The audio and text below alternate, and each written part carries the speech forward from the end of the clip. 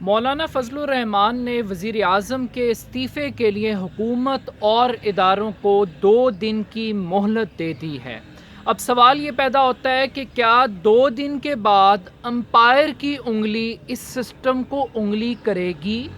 کیا پاکستان کی اسٹیبلشمنٹ مولانا فضل الرحمان کی درخواست کے اوپر غور و خوض کرے گی؟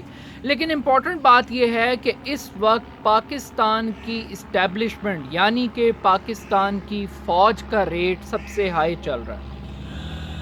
انٹرسٹنگ بات یہ ہے کہ حکومت بھی فوج کی ہے اور آزادی مارچ بھی فوج کا ہے۔ حکومت میں بھی فوج بیٹھی ہے اور اسلام آباد کے سیکٹر H9 کے اندر بھی فوج کی آشت وار سے اسٹیبلشمنٹ کی آشت وار سے اپوزیشن بیٹھی ہے۔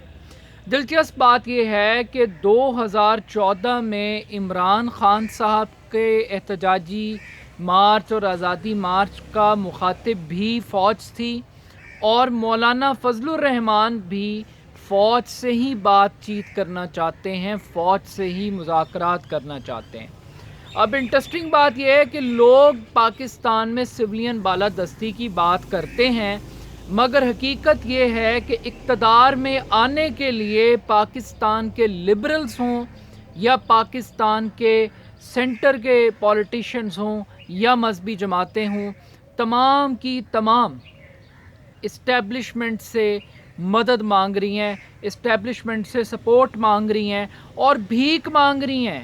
یعنی سیولین بالادستی کے ٹائکون میاں محمد نواز شریف صاحب، ان کا چھوٹا بھائی کل کہہ رہا ہے کہ اگر ہمیں 10% سپورٹ مل جاتی تو ہم پتہ نہیں حکومت بھی بنا لیتے اور اس ملک کا نقشہ بھی بدل جاتا۔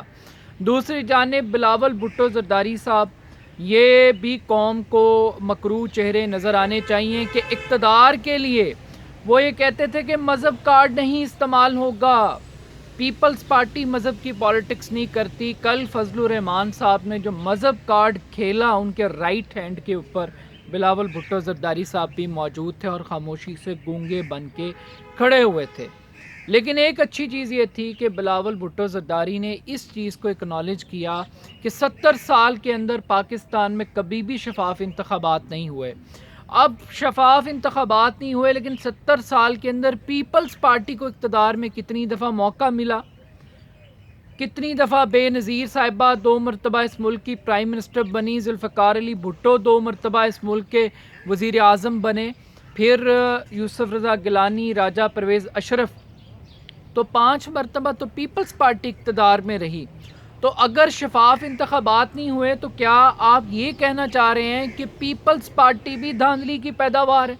پیپلز پارٹی بھی ماضی کے اندر اسٹیبلشمنٹ کے کندھوں کے ساتھ چلتی ہوئی آئی ہے۔ لیکن اب امپورٹنٹ بات یہ ہے کہ یہاں پر میڈیا پر پابندی لگانے والی بھی اسٹیبلشمنٹ ہے اور پابندی کے خلاف آواز اٹھوانے والی بھی اسٹیبلشمنٹ ہے۔ یہ کمال پاکستان کی پالیٹکس کا کمال ہے کہ گالیاں بھی اسٹیبلشمنٹ کو پڑ رہی ہیں اور پڑھوائی بھی اسٹیبلشمنٹ کی طرف سے جا رہی ہیں۔ اب ایسا کیوں ہو رہا ہے؟ بالکل ٹھیک کہہ رہے ہیں DGISPR کے غیر جانبدار ہے پاکستان کی ملٹری اور وہ ایک الیکٹڈ گورنمنٹ کے ساتھ ہے، بالکل اسی طریقے سے غیر جانبدار ہے جیسے وہ 2014 کے دھرنے میں تھی، جیسے وہ گورنمنٹ کو گرانے کے لیے جب عمران خان صاحب نے چڑھائی کی PTV پہ، پارلیمنٹ پہ، تو فوج آئی، فوج نے لوگوں کو PTV سے نکالا۔ فوج کا مقصد گورنمنٹ کو گرانا نہیں تھا، وزیر اعظم کا استعفیٰ نہیں تھا۔ پاکستان کی اسٹیبلشمنٹ کو ایک کریڈیبل، ایک طاقتور وزیر اعظم، ایک طاقتور حکومت سوٹ نہیں کرتی۔ پاکستان کے اندر اب گورنمنٹس ایسے ہی چلیں گی، مارشاء اللہ نہیں لگے گا، لیکن مارشاء اللہ کی طرز کے اوپر ایک ایسا سسٹم ہوگا کہ پولیٹیکل گورنمنٹس ہوں گی لیکن وہ وینٹیلیٹر پر ہوں گی، پتھر بھی مارے جائیں گے اور زخم کے اوپر مرہم پٹی بھی کی جائے گی۔ یہ ایک عجیب کمال قسم کا کنٹراس ہے۔ بھئی سوال یہ پیدا ہوتا ہے کہ فضل الرحمان صاحب کے پیچھے کون ہے، ان کی فائنینسنگ کیسے ہوئی، ان کی فنڈنگ کیسے ہوئی، کیسے یہ لانچنگ ہوئی؟ کیا فضل الرحمان صاحب اکیلے ہیں، تنہا ہیں؟ تو ایسا نہیں ہے۔ اب بات یہ ہے کہ اسٹیبلشمنٹ جب وہ کہہ چکی ہے کہ گورنمنٹ نے اگر ان کو کہا کہ وہ قانون نافذ کرنے کے لیے حرکت میں آئیں تو وہ آئیں گے، تو سوال یہ پیدا ہوتا ہے کہ آخر اسٹیبلشمنٹ پولیٹیکل گورنمنٹ کے اگینسٹ جائے گی کیوں؟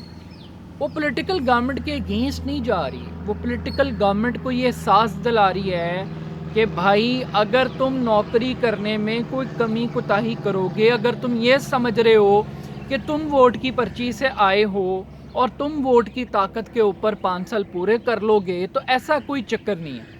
یہ لائن لگی ہوئی ہے، شہباز شریف تقریروں میں کہہ رہا ہے کہ ہم پہ کندھا رکھیں، ہمیں سپورٹ دیں، ہمیں یہاں پہ تھپکی دیں، ہم آپ کو نوکری کر کے دکھاتے ہیں۔ فضل الرحمان جو خود اسٹیبلشمنٹ کے اگینسٹ باتیں کر رہا ہے، وہ بھی اسٹیبلشمنٹ سے مدد مانگ رہا ہے۔ وہ بلاول بھٹو زرداری جس کو پولنگ سٹیشن میں فوج بری لگتی ہے، جس کو پولنگ سٹیشن کے باہر فوج بہت بری لگتی ہے، وہ بھی اسٹیبلشمنٹ سے مدد مانگ رہا ہے کہ جناب اقتدار میں آنے کے لیے حضور ہمیں خدمت کا موقع دیں۔ اب وہ کیا کہہ رہے ہیں؟ وہ کہہ رہے ہیں کہ عمران خان کا چیمبر خالی ہے، یہاں جادو ٹونے سے حکومتیں چل رہی ہیں، یہ شہباز شریف صاحب فرما رہے ہیں۔ تو وہ کہہ رہے ہیں کہ بھرے ہوئے چیمبر دیں۔ وہ باؤ جی جو اس ٹائم ہسپتال کے اندر زیر علاج ہیں، اللہ تعالیٰ انہیں صحت دے، وہ باؤ جی جتنے ذہین تھے، جتنے فتین تھے، اور پرچیوں والا وزیر اعظم اس ملک میں جس طرح سے ہم سب نے دیکھا ہے کہ ان کا چیمبر کتنا بھرا ہوا تھا، تو کل وہ باقاعدہ طور پہ بھیک مانگ رہے تھے، اور یہ بھیک براہ راست اسٹیبلشمنٹ عمران خان صاحب کو دکھا رہی تھی کہ سرکار یہ دیکھیں، اتنی مخالفت کے باوجود، اتنے بڑے پاور شو کے باوجود ہم آپ کی گورنمنٹ کے ساتھ کھڑے ہیں، ہم آپ کی گورنمنٹ کو سپورٹ کر رہے ہیں۔ تو عمران خان صاحب اب ایک کمزور وکٹ کے اوپر کھڑے ہیں، اور ان کو یہ پتہ ہے کہ اگر اسٹیبلشمنٹ کا کندھا نکل گیا تو پھر یہ پولیٹیکل گورنمنٹ کسی جوگی نہیں ہوگی، کہیں کھڑی نظر آپ کو نہیں نظر آئے گی۔ لیکن اس کے ساتھ ساتھ ایک اور بڑی انٹرسٹنگ بات یہ تھی کہ لوگ بڑے حیران ہو رہے ہیں کہ مولانا کا بہت بڑا کراؤڈ تھا۔ جو لوگ پاکستان کی ہسٹری کو جانتے ہیں، پاکستان کے اندر مذہبی جماعتیں کراؤڈ پولر ہیں، وہ چھوٹے سے چھوٹا مولوی ہو، وہ خادم حسین رضوی ہو، وہ طاہر القادری صاحب ہوں، وہ جماعت اسلامی ہو، وہ جمعیت علماء اسلام فے ہو، سمیع الحق گروپ ہو، کوئی بھی ہو، یہ سب کراؤڈ پولر ہیں، یہ آرگنائزڈ ریلیجیس پولیٹیکل پارٹیز ہیں، یہ ان کا بڑا لائل قسم کا ورکر ہے، بڑا آئیڈیولوجیکل بیس کے اوپر یقین رکھنے والا ہے، یہ اپنے لیڈر کے پیچھے چلتے ہیں۔ یہ پی ایم ایل این کی طرح کیمے والے نان کا ووٹر نہیں ہے، یہ ورکر وہ نہیں ہے جو کلف والے کپڑے پہن کے آتا ہے۔